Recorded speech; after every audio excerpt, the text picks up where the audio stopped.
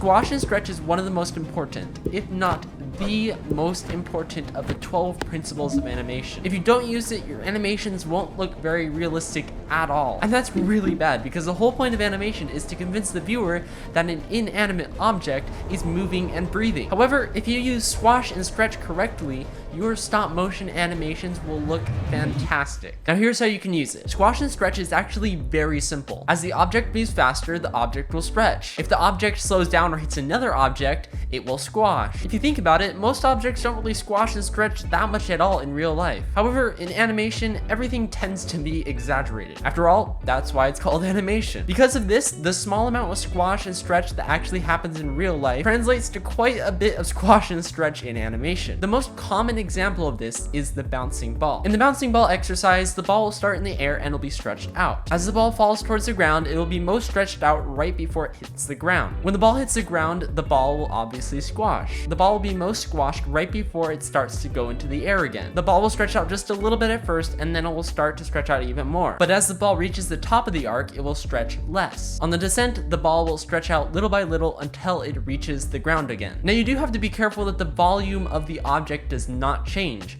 just the size. This is more of a problem with hand-drawn animations, so if you're doing claymation or Lego stop motions, then you won't have to worry about this at all. Claymation is perfect for squash and stretch, but how can you do squash and stretch with Legos? After all, Legos are just plastic blocks. Well, you can still do a little bit of squash and stretch with a minifigure. For stretch, you can pop the minifigure's head up a bit. You can also extend the torso from the legs and the hands from the arm. Squashing, on the other hand, is a bit more difficult. Unfortunately, Legos are not built to be squashed. In order to get the effect of squash, it might be necessary to use a shorter set of legs for your minifigure. Or if you don't have those, you can always try building some. However, I honestly don't even use squash and stretch for Lego animation at all. Most people watching Lego stop motions know the limitations of Legos, so I think it's actually more realistic to not use squash and stretch for Lego stop motion. Also, it is very difficult to do squash and stretch with Legos correctly. So for most animators, I would suggest just using squash and stretch for claymation. If you want to practice squash and stretch,